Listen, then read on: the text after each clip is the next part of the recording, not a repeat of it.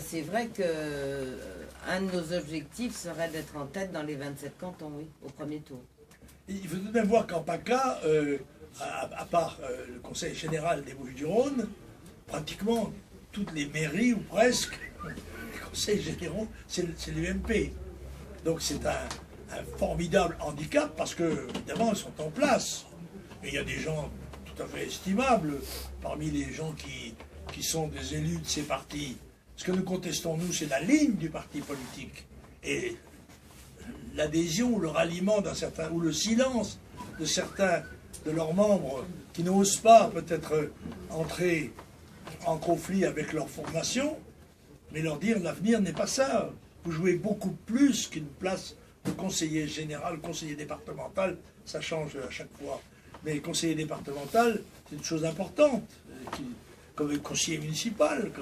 Nous sommes de ceux qui pensons que, c'est vrai, la commune est la base de la vie sociale et politique. Que le département est un espace démocratique qui a fait ses preuves depuis plus de 200 ans. Il y a un patriotisme départemental. Les gens du Var ne se sentent pas des Alpes-Maritimes et réciproquement, ni non plus des Bouches-du-Rhône.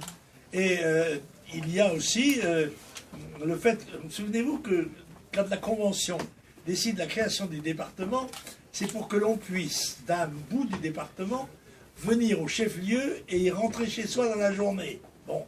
Eh bien, si vous avez cette démarche à faire, sauf quand vous êtes niçois peut-être, et encore, si vous avez cette démarche à faire aujourd'hui, même si vous avez une automobile, eh bien, vous partirez le matin et vous rentrerez le soir. Par conséquent, on n'a pas gagné de temps dans ce temps. Et il y a beaucoup de gens qui n'ont pas de moyens de locomotion personnels, qui doivent prendre les autocars, les autobus, le train, etc. Bon.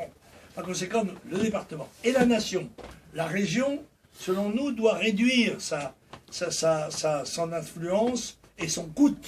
Ce coût qui, les collectivités territoriales ont embauché dans les 15 dernières années 1 million de personnes, 1 million de fonctionnaires, qui coûtent évidemment une fortune. Alors il faut faire des économies. Et bien sûr, il faut faire des économies sur le plan aussi administratif et territorial, bien sûr. Alors ça, c'est le grand projet, l'occasion de le dire en d'autres circonstances. Il fait très chaud chez vous, hein.